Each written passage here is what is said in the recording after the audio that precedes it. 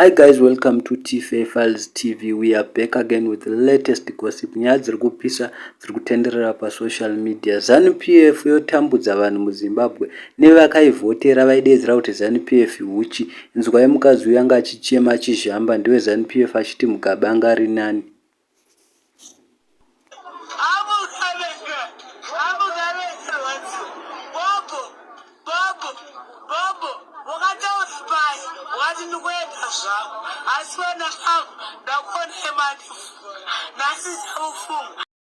I'm sure guys masvinzwirawo mega from the horse's mouth. Mukadzi uyu ari kutenderera pasocial media achichema achizhamba achidedzera kuti we Mugabe wakataura tikafunga kuti wainyepa asi tazozviona kuti Garwe anotitambudza. Mukadzi uyu ndiwe ZANU-PF akatopfeka neT-shirt yeZANU-PF ari kufa nekuchema. Mukatarisa uyo futi mukadzi uyu ndivavayo kunotorwa kumamisha vakachema kuti vasiwa nemabhazi. ZANU-PF haina basa nevanhu, inovashandisa yovarakasha. Saka uyu mukadzi uyu odedzera kuti dai Mugabe anga aripo dai anga ari nani because pane dzimba dzavo dzadzichipazwa negovernment yeZANU-PF. But ZANU-PF haina basa nevanhu, saka achema akazhamba. Handizivi guys kuti maiona here video yacho, asi iripo iri kutenderera pasocial media achidedzera kuti we Mugabe wewe pawakatiudza taifunga kuti unonyepa asi nezvitako kutsvaga ED ari kutiitira madhisinyongoro. Handizivi guys, please comment down below because vese vaidedzera kuti ZANU-PF huchi, ZANU-PF huchi, vari kutambura zvisingaite. Vana vari kudzingwa kuzvikoro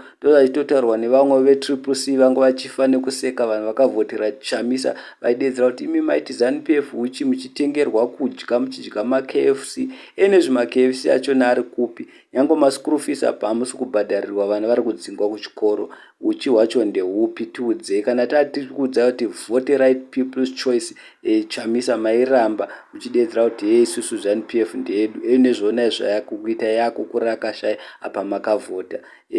Toziva simakarika. Thank you.